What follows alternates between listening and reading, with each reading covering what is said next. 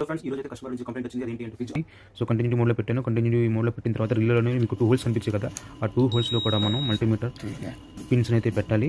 పెట్టిన తర్వాత మీకు బీప్ సౌండ్ అనేది రావాలి. సో ఇప్పుడైతే బీప్ సౌండ్ ఏమీ రావట్లేదు, అంటే రిలే ప్రాబ్లం ఉందన్నమాట. సో అలాగే నేను వేరే కొత్త రిలే అయితే తీసుకున్నాను. సో అది మీకు చెక్ చేసి చూపిస్తున్నాను చూడండి. కంటిన్యూటీ వస్తుంది కదా, బీప్ సౌండ్ వస్తుంది చూసారా, అంటే ఇది వర్కింగ్ కండిషన్లో ఉంది అనమాట. అలాగే మీకు రిలే లోపల ఏముంది అనేది అది కూడా మీకు చూపిస్తున్నాను. సో చూడండి, ఇందులో అయితే ఒక రౌండ్ టైప్ కాంపోనెంట్ అయితే ఉంది, కనిపిస్తుంది కదా. సో ఆ కాంపోనెంట్ వల్లే రిలే అనేది పనిచేస్తుంది అనమాట. ఆ పక్కన విరిగిపోయింది చూసారా, అదేంటి అంటే డ్యామేజ్ అయిపోయింది. ఓకేనా. అలాగే మీకు ఓవర్లోడ్ రిలే కూడా మీకు టెస్ట్ చేసి చూపిస్తాను. సో ఇది కూడా కంటిన్యూటీ మోడ్లోనే పెట్టాలి. పెట్టిన తర్వాత చూడండి, మీకు కనిపిస్తుంది కదా, ఓవర్లోడ్ రిలేలోని 2 ఎండ్స్ ఉన్నాయి.